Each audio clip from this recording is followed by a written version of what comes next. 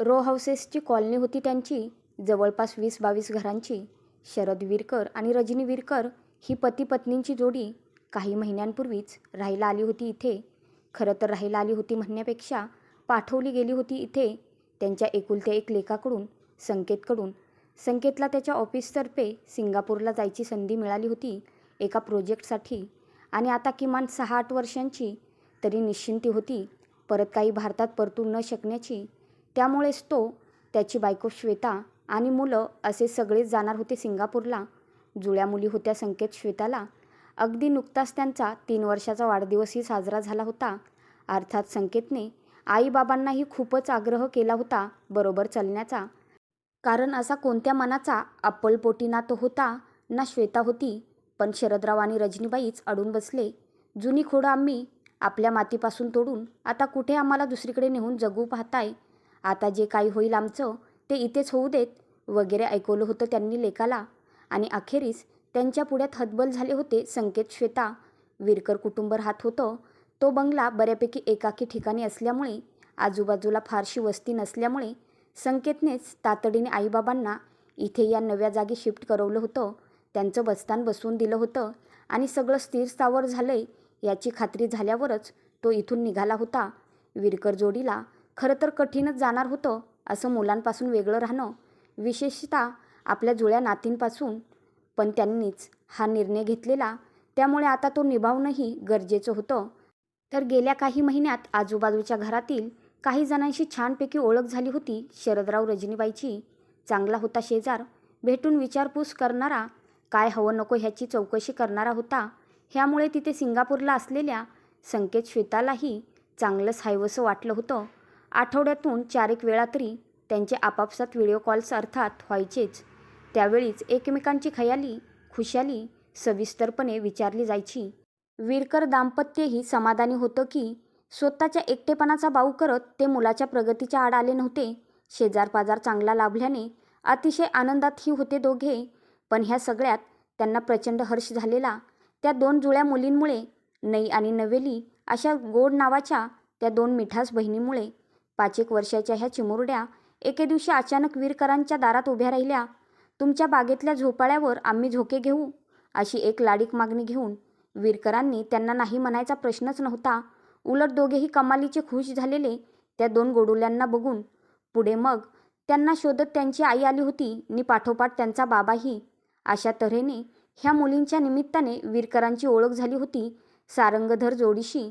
पुढे अगदी काही दिवसातच ही ओळख घट्ट स्नेहात परावर्तित झाली होती. विरकरांकडे तर ह्या जुळ्या मुली सदैव असायच्याच, पण ते नवरा बायकोही वरचेवर यायचे. खूप काळजी घ्यायची शरदराव रजनीबाईंची, प्रचंड आपुलकीने. त्या दोघांची औषधं, घरातील वाण सामान, इतर काही महत्त्वाच्या गोष्टी वगैरे काहीही संपायला आलं की आठवण करून द्यायचे. सगळेजण मिळून खूप छान वेळ घालवायचे एकत्रितपणे. विरकरांना बासणारी त्यांच्या मुलाची, सुनेची, नातवंडांची उणीव अंशतः का होईना भरून काढली होती ह्या सारंगधर कुटुंबाने. संकेत श्वेतालाही या कुटुंबाबद्दल भरभरून सांगून झालं होतं शरदराव रजनीबाईंचं. खूपच खुश होती विरकर जोडी. नई नवेली आणि त्यांच्या आईबाबांच्या अशा प्रकारे अवचितच त्यांच्या आयुष्यात येण्याने. अशातच उद्यावर विरकरांची मॅरेज ॲनिव्हर्सरी आली होती. इतक्या वर्षात पहिल्यांदाच विरकर पती पत्नी त्या दिवशी एकटे असणार होते.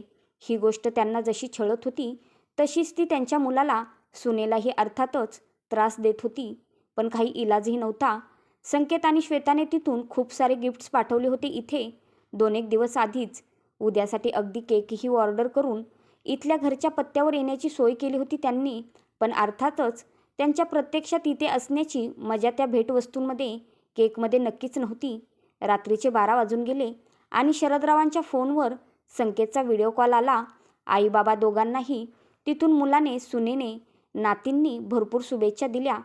खरंच खूप आनंदात होते शरदराव आणि रजनीबाई. संकेतने, श्वेताने अगदी लक्षात ठेवून त्यांच्या इथे अगदी मध्यरात्री असूनही फोन केला होता त्यांना, म्हणून तर नक्कीच. पण इथे इतक्या रात्री 12 वाजतासुद्धा सारंगधर कुटुंब त्यांना शुभेच्छा द्यायला घरी आलं होतं. आणि त्यामुळे तर अधिकच. नई आणि नवेलीच्या पाप्यांचा आपल्या गालांवर मिळालेला गोडवा विरकर जोडींसाठी एखाद्या महाग केकच्या घासामध्येही खचितच असणार नव्हता. त्याच भरघोस आनंदात मग शरदराव रजनीबाई बोलत होते आपल्या मुलाशी, सुनेशी. त्यांच्या नाती त्यांना व्हिडिओ कॉलवर पापी देऊन झोपायला गेल्या होत्या. विरकर जोडी सारंगधर कुटुंबाबद्दल अगदी आत्मीयतेने बोलत होती. तुम्हा चौघांचं आमच्यासोबत नसणं ह्या चौघांनी छानपैकी भरून काढलंय हो. अगदी आमच्या पोटच्या मुला नातवंडांसारखं आमच्याशी मायेने वागून, असं रजनीबाई बोलल्या आणि रडू लागल्या त्या. ते पाहून शरदरावांचे इथे तर सिंगापूरला संकेतचे, श्वेताचे डोळेही भरून आले. श्वेताने लगेच सांगितलं मग आईंना की, अहो आई, ते चौघे आता तिथेच आहेत तर त्यांना जरा दाखवा की आम्हाला व्हिडिओ कॉलवर, आमचीही ओळख होईल. हो दाखवते की, म्हणत रजनीबाईंनी फोन त्यांच्या त्या मोठ्या शिशवी झोपाळ्याकडे फिरवला. अत्यंत कौतुकाने भरल्या डोळ्यांनीच सारंगधरांशी ओळख करून देऊ लागल्या त्या आपल्या मुलाची, सुनेची. शरदरावांचा सुद्धा आनंदाने भरलेला आवाज येत होता मागून. आपल्या मुलांना आणि सारंगधरांना एकमेकांबद्दल सांगताना. आणि तिथे संकेतच्या आणि श्वेताच्या डोळ्यातील अश्रूंची जागा आता आश्चर्याने घेतली होती. विस्मयाने डोळे विस्पारले गेले होते संकेत श्वेताचे. कारण त्या मोठ्या शिशवी झोपाळ्यावर कोणीच बसलेलं दिसत नव्हतं त्यांना. तरीही एका लयीत हालत मात्र होता झोपाळा, मंदसा किरकिरत. आणि अचानक आठवलं संकेतला, ह्या रो हाऊसच्या डीलवेळी एजंटने सांगितलेले काहीतरी. इथे 5-1 वर्षापूर्वी एक कुटुंब राहायचं. पुरुषबाईंनी त्यांच्या 2 लहान मुली. बाहेर गावावरून येताना एका रोड ॲक्सिडेंटमध्ये चौघेही जागीच गेले होते आणि तेव्हापासून ही जागा रिकामीच होती. त्या फॅमिलीचं नाव होतं, काय बरं नाव होतं? हां, सारंगधर. हे सगळं त्याचवेळी संकेतने श्वेताला सांगितलं असल्यामुळे तीसुद्धा संकेत इतकी सुन्न झाली होती. पण हे सारं आठवून नि आता कळूनही संकेत आणि श्वेता दोघेही काहीच बोलले नाहीत. शरदराव रजनीबाईंना सारंगधर कुटुंबाची, त्या चौकोनी कुटुंबाची, आपल्या आईबाबांच्या भोवतीने असलेली सुरक्षित चौकट त्यांना कुठल्याही परिस्थितीत मोडायची नव्हती. कारण संकेत श्वेताची खात्री पटली होती की आता अस्तित्वात नसलेलं ते सारंगधर कुटुंब यापुढे कायमच विरकर कुटुंबाचा एक भाग असणार आहेत.